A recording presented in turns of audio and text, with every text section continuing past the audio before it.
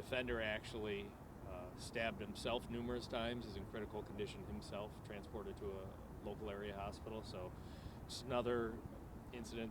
Unfortunately, we've seen this domestic violence escalate to tragic circumstances like this. So haven't made an identification of this woman yet, or made contact with her family, putting the pieces together. But sad day, and a lot of witnesses down here, right across from Catholic Central High School. A lot of people, something that they didn't expect to see today, and really devastating for the neighborhood. Any effect on the school day at GRCC that we were aware of? No, immediately once we figured out what was going on, we realized there really was no danger to the community at large. Very quickly we identified the offender, was incapacitated and taken to the hospital.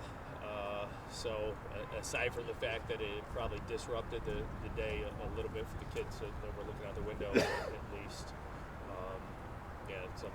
something very, very horrific scene for them to see, but no danger to the community at large. So as you can see, Division Street's shut down here. We've had it shut both ways for over an hour now, and it'll be that way probably for another half hour or so.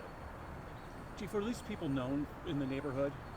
Yeah, our officers down here, we have a great dedicated team of police officers that work in the central district here, and they really are known to, as you can see, a lot of pedestrians still out here, and as I've been walking the sidewalks with them, they're on a first-name basis with a lot of individuals, including the officers that responded to this incident and immediately recognized this woman.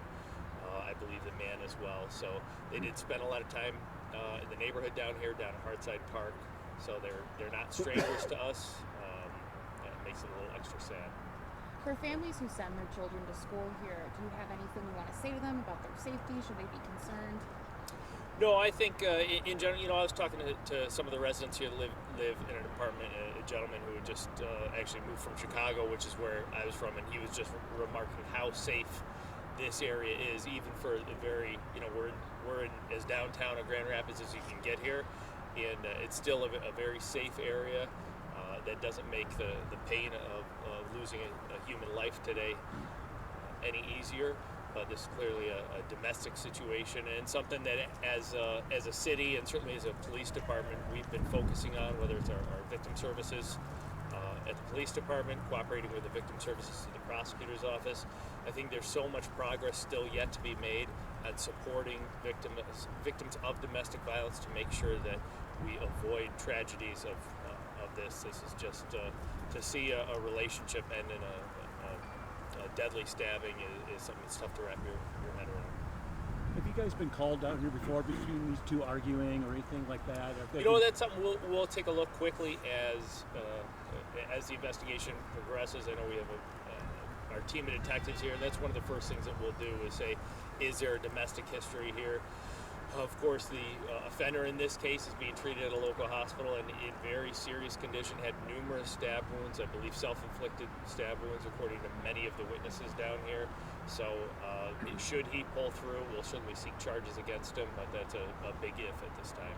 What led up to this? Where did witnesses see a verbal argument starting before? I don't have information that the witnesses saw any sort of argument. Potentially it could have been an ambush at this point in time, whether it was a breakup. It's tough to make sense of these domestic situations that turn deadly. I'm sure the story will come out, but I doubt it will make sense to us. All right, I appreciate you guys coming down here. Thank you.